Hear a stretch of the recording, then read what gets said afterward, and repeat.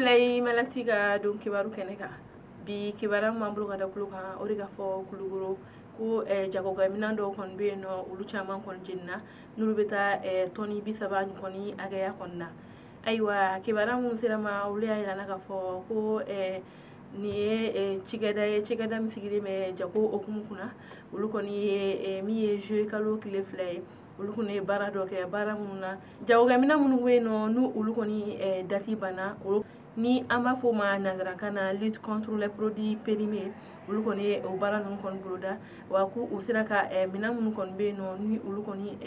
dati kɔni tɛmɛna ni olu bɛ taa tɔni 30 kɔni bɔɲɔgɔnkɔ kɔni na. Ayiwa ni mako fɔlen ninnu y'a jira ko minɛn minnu tun bɛ yen nɔ ko a bɛɛ dɔ b'a la ko sabula ko dumunifɛnw ani min yɛrɛ ye furaw ye ani a ɲɔgɔnna caman ko o caman kɔni minɛra sugu la ni k'u jeni ko sabula ninnu ye minɛnw ye minɛn min na ni a dumuni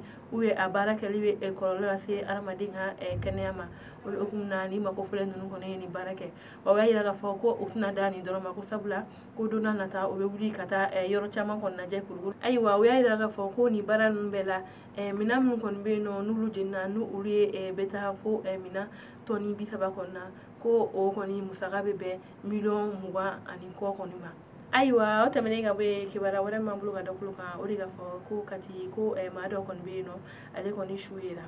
Ayiwa kibaru minnu sera ma olu y'a jira k'a fɔ ko juin kalo tile 26 kɔnɔna la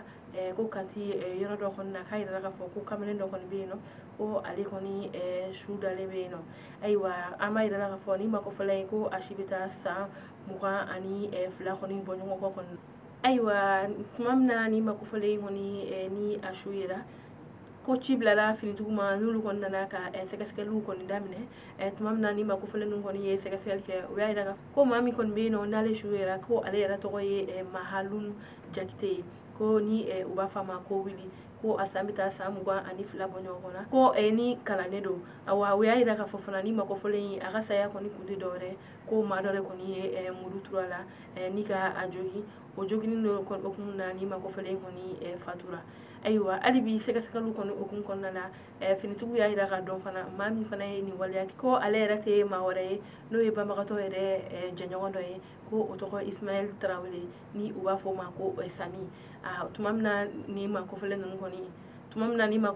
dɔra finitigiw sera ale ma ni ka ɲininkali caman kɔni tɛŋɔ la a y'a jira k'a fɔ ko awɔ ko ale nɔ bɛ nin waleya in na ko waleya in yɛrɛ ma sɔrɔ dɔwɛrɛ la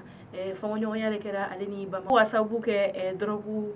ko sabula olu ye maa minnu kɔni bɛ yen nɔ n'u bɛ furajugu ani dɔrɔgu kɔni caman kɔni ta ko olu to o fɔɲɔgɔnya de kɔni na n'u kɛlɛla ale fana ye muru kɛ ka ni mako fɔlen kɔni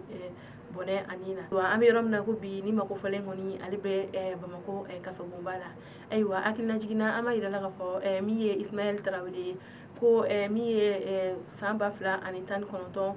juin kalo tile 26 kɔnɔna la n'ale kun minɛra dɔrɔgu feere la k'a bila kaso la ko a ye kalo 6 de kɛ o kaso la. Ayiwa o tɛmɛnen ka bɔ yen kibaru wɛrɛ m'an bolo ka da kulo kan o de ka fɔ san ko muso 2 kɔni bɛ yen nɔ olu kɔni ni tora binkani wale dɔ kɔni na.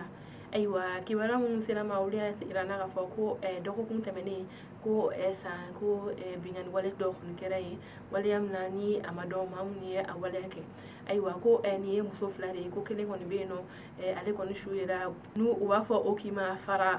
farakolo ko ale yɛrɛ ye mɔgɔ ye maa min bɛ yen nɔ ni a si bɛ taa san 40 ani kɔ kɔni na wa ko denbayatigi don a muso furulen kun don. Ayiwa kibaru minnu dira o yɔrɔ la olu y'a jira k'a fɔ ko ni mako fɔlen kɔni a bɔla b'a fɛ ko binkanikɛla dɔ de kɔni nana min ye ka a ka wari ta ani ko wari caman tun bɛ ni mako fɔlen kɔni kun nin don tɔgɔya in na ko nin kɔni ye binkanikɛla wale dɔ ye ko ni kɔni ye wale min na an bɛ se k'a ta k'a bila maa minnu kɔni bɛ yen nɔ n'u bɛ bin mɔgɔ kan k'u bolola fɛnw minɛ u la ko o ye kɔni nɔ ye. Ayiwa maa filanan ko ale yɛrɛ ye denmisɛnninnaman ye nka k'a jira k'a fɔ ale fagabaga ale ni olu kun k'ale ale ni o kɔni kun bɛ ɲɔgɔn dɔn sabula ko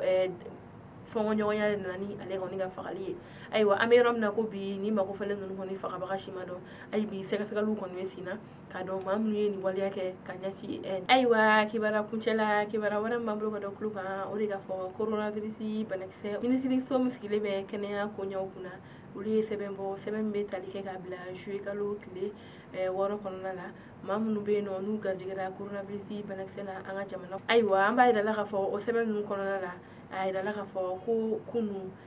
juillet kalo tile 6 la maa kelen de garijɛgɛra coronavirus wa ni ne kun ye kunun juillet kalo tile 6 kɔni kunnafoni na ye ayiwa coronavirus banakisɛ kɔni koɲɛw na an ka jamana kɔnɔ an bɛ don min na ko bi maa minnu bɛ yen nɔ n'u garijɛgɛra o kɔni bɛ i kunda maa 2,331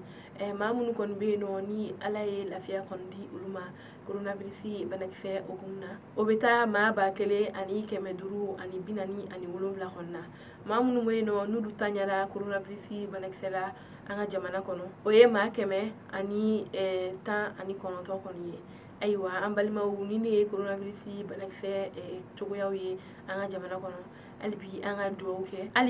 dugawu kɛ ala ka bana in kɔni ban pewu pewu ka bɔ an ayiwa an balimaw ni ne kun ye aw ka bi don kibaru ye ka da aw tulo kan aw ni ce aw ka kulomajɔ la